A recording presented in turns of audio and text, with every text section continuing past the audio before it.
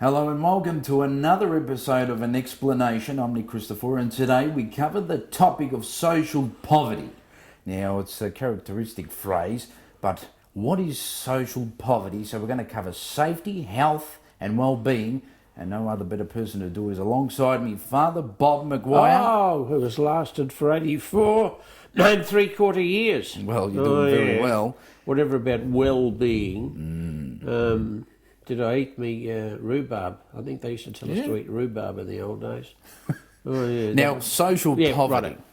How does this hit an alarm bell for you? Well, it means because the whole show's starting to become so mean and selfish. Right around the Commonwealth. Yes. Everybody's interested in their own. You know, I had rattling around in my head the other day something. What was it? Society is a bunch of people scrambling to get the edge.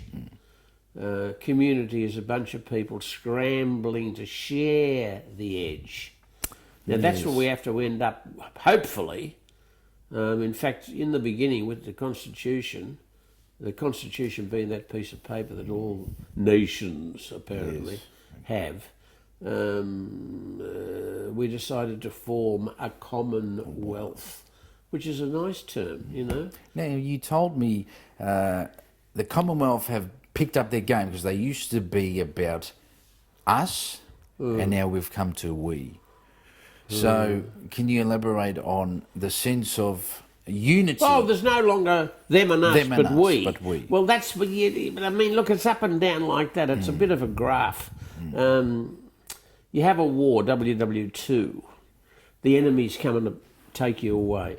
We all get together and we're all looking after one another. So now that is over. Then there's the prosperity era, and we start to say, oh, maybe I can have the edge over that bloke now, so we'll go into competition.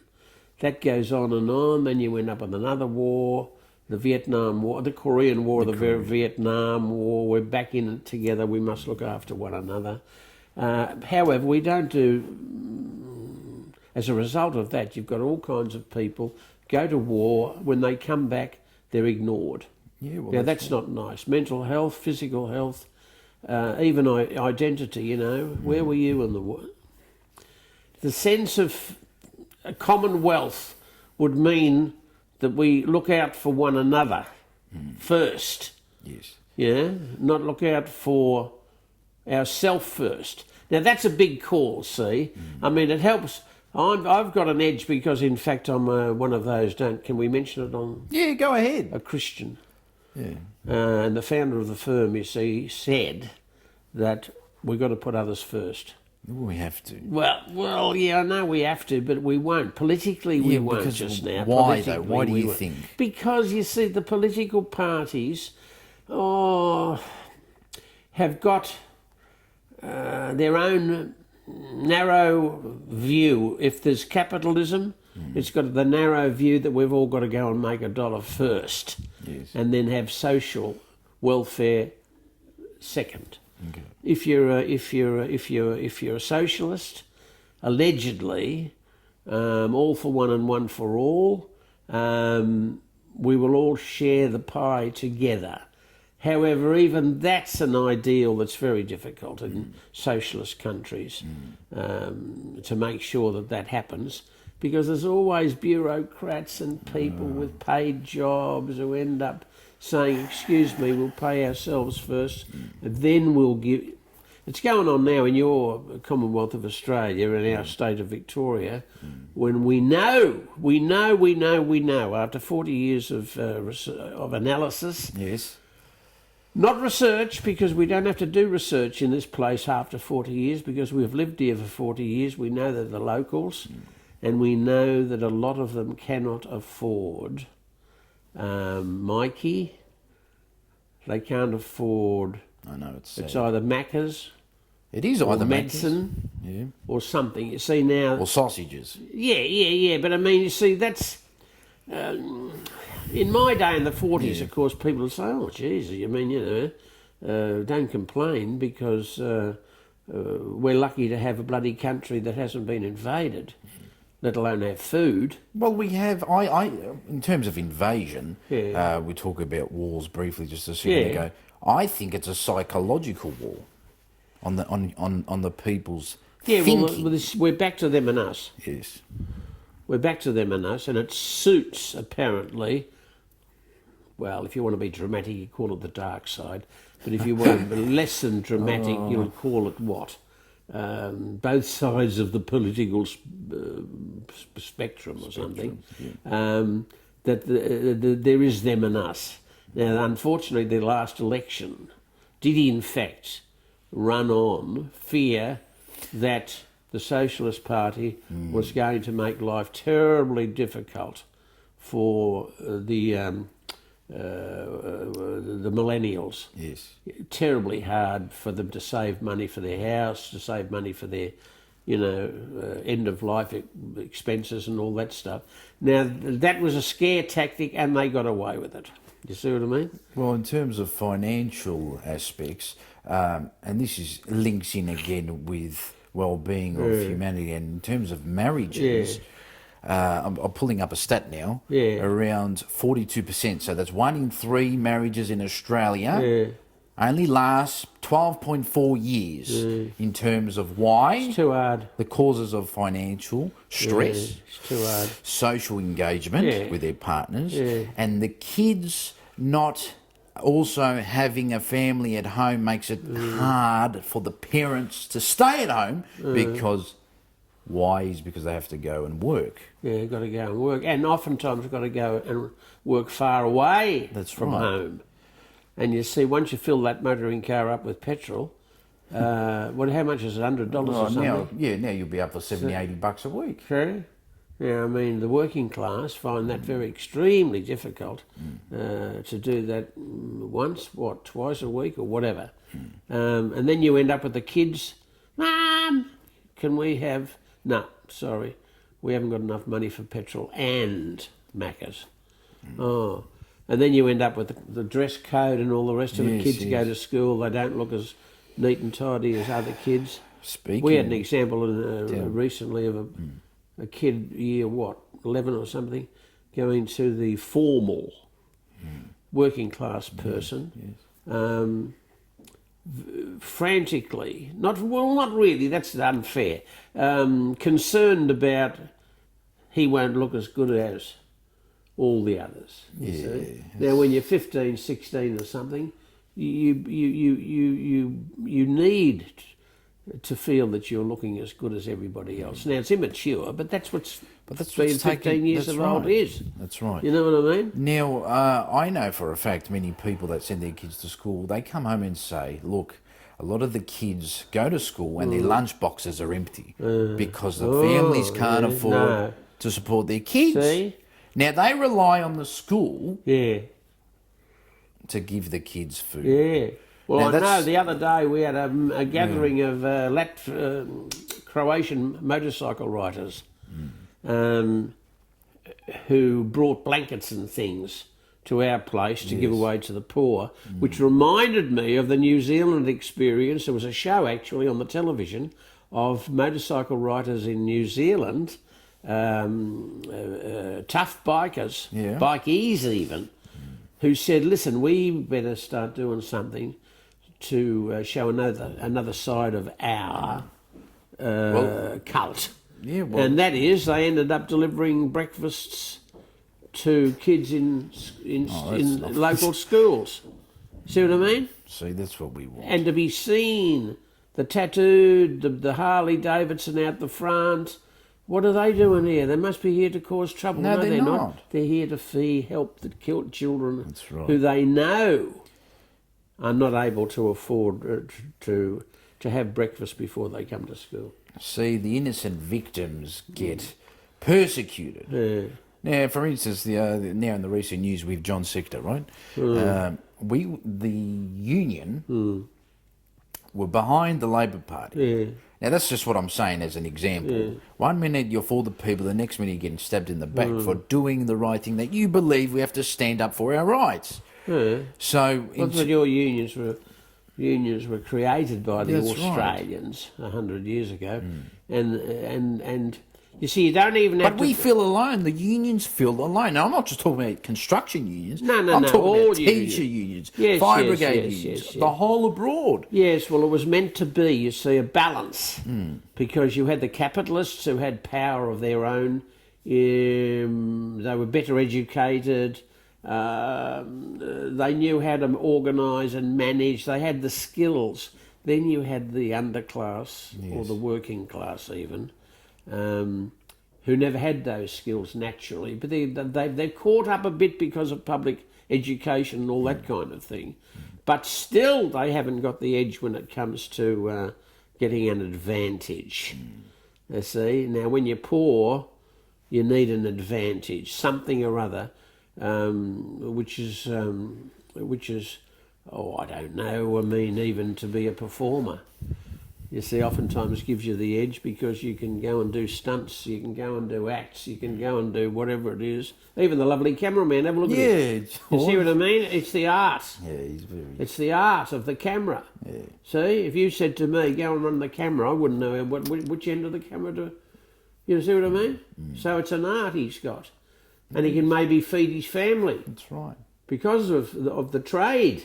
That's right. In fact, it's probably better than a trade in the sense of the old-fashioned idea of being a craft, an artisan.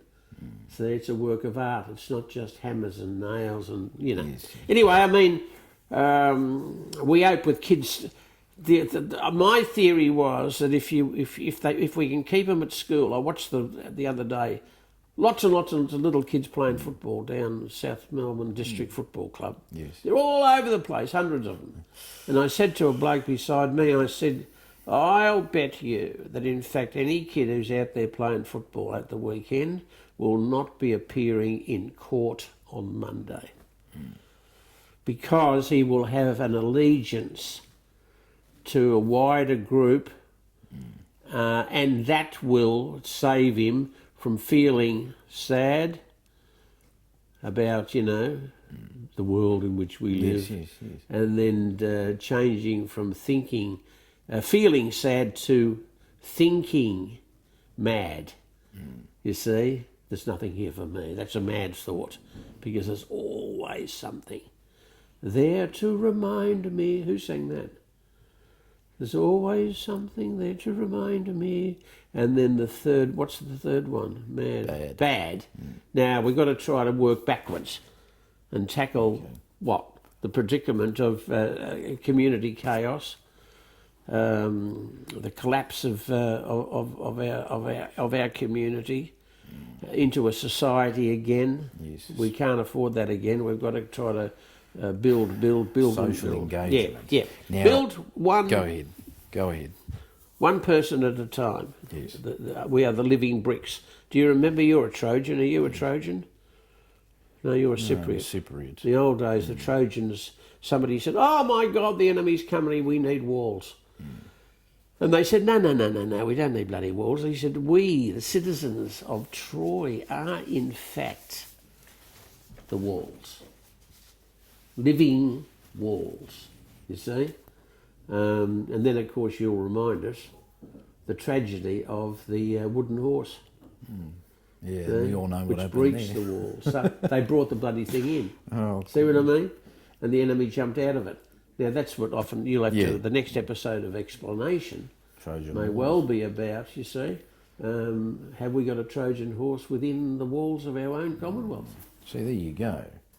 Now, in terms of physical activity and social engagement within the community, you said, let's keep kids off the streets by playing football. Yeah, perfect example. Exactly, that's one example. That's one example. If those fields down there, now over where you live, out in the wide open spaces of, you've probably got little football clubs over there. We do. And kids playing. But you see, the thing is about... Now, I'm going to pull up some stats for you quickly. 80% of children between the age of 5 and 17 do not meet the physical guidelines for their age. Why? Because goes back to the algorithm of going sad, mad and bad, because they stay locked up in the room on all the technology gadgets, iPads, computers, phones, tablets. Now, this is a serious issue. And somebody was saying the other night that there's so many kids really are no longer walking upright. No, they're not. You see what I mean? And they're having pains in the neck yes. and all of that kind of thing. Well, that's right, because they're on their bed on their phones. Yeah, I know, but you can't... But no, that's a brilliant point you brought up. What? We keep the kids off the streets through social engagement of football. Yeah. And, by the way, you were involved back in the day in boxing. Oh, boxing. Now, They were the days. Could that be an approach to bring them back? Of course it could be, yeah. And boxing, instead of fighting on the streets, you have boxing in the ring. And you see, that's terrific because on the street there's no rules. Dog eat dog. Yes. In the ring, there's a man who is the referee. And he tells you, stop that. You see what I mean? Or that boy's been, well, he's going to be knocked out in a minute, we'll stop the fight now. All of that kind of thing, which is what we need. We need social, you ready for it? Social regulators. And we haven't got those. The coppers think, the police think, occasionally they go community-minded, occasionally. So what do we have to do? And they become social regulators. So they get to know the people. If we had a neighbourhood with a resident police force, a police station is not just to put the cells, but the police station is a place where you can go. It should be part of your community hub, you see, where in fact you might need occasionally a bit of law and order. Yeah, well... But also you need police officers to be people whisperers. In fact, there's a woman, I think, just been appointed as a police something or other.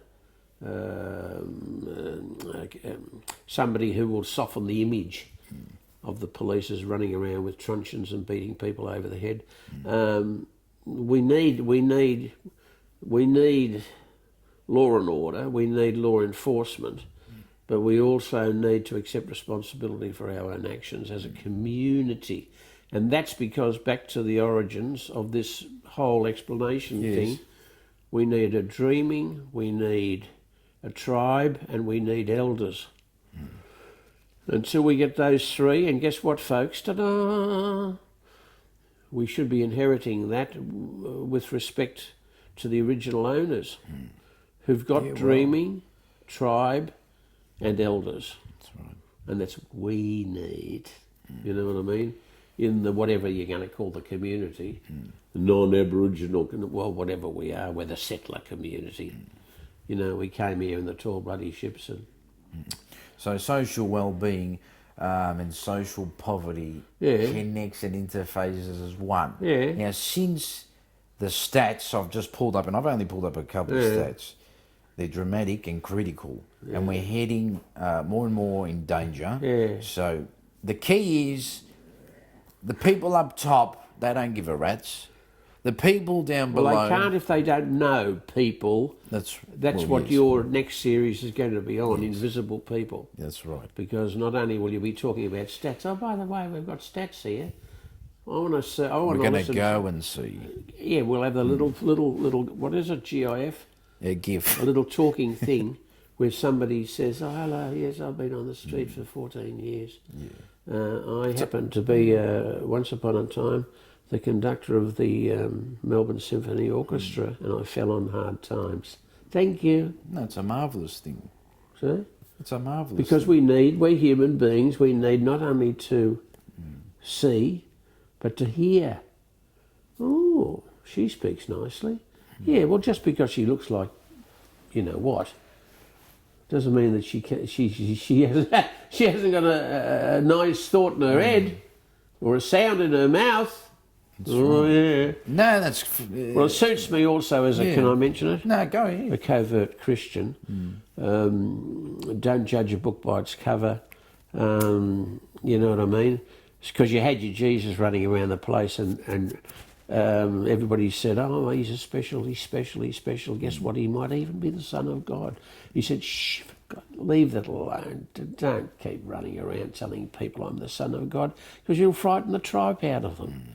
You see, because God has always had bad press, you see, and if someone says, by the way, knock, knock, open the door, who are you? I'm God. Bang! Shut the door, because if you let God in, you're buggered. You see what I mean? So that was the idea, the deconstruction of the whole God thing was, guess what, folks? What? We got this bloke, 33 years of age, a member of the Galilee gang, and guess what? Sits down, eats, drinks. Ta-da. Well, that's what we're supposed to do. See? Salvation comes from us. So that's why we needed what you said. What? The branch of the invisibles. That's very important. Yeah, very important. And it links me back to what you said to me yesterday. Can you elaborate quickly before we go how you see dead people alive? The picture I saw, the sixth dimension or something, whatever. Now that's how we fix social poverty. That's how we fix social poverty. To his daddy, the boy said to his daddy said, "What's the matter, darling?" And the boy said, "Oh, Daddy, I see dead people." Where, darling? Everywhere I see dead people. And I thought to myself, yeah, all right. Well, I got a problem. My problem is I see live people where other people see dead people. See? Socially dead. The bloke who's sitting down outside the chemist's a minute ago, bare feet, old bloke, good, interesting man, but just sits there looking for a couple of shillings. Yeah. So I give him £5 or something. And I'm dying to get to the stage where we can have a little conversation, short, sharp and to the point. Not long, because that's asking too much. So in our area, South Melbourne, Port Melbourne, Albert Park, I'd like to be able to eventually have an agreement with some of the locals who are on the streets, the street philosophers they are, to share some of their insights, because they see things. They're out all day and night.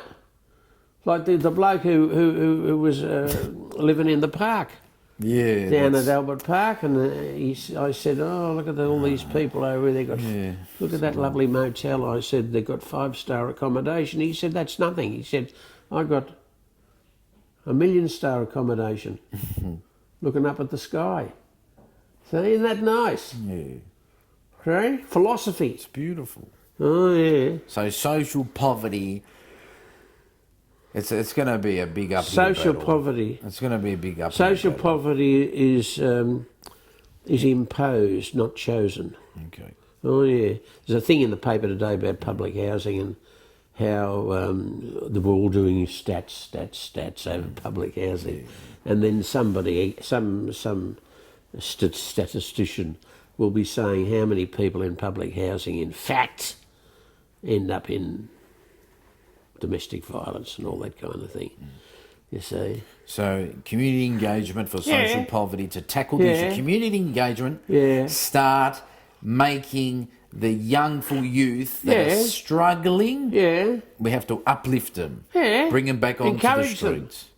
Encourage them. Oh yeah. And it's a brilliant way to end the encourage them. Episode. We need more encouragement, comrade. That's right. The dead people. You see them alive. Live people. Live people. Thank you.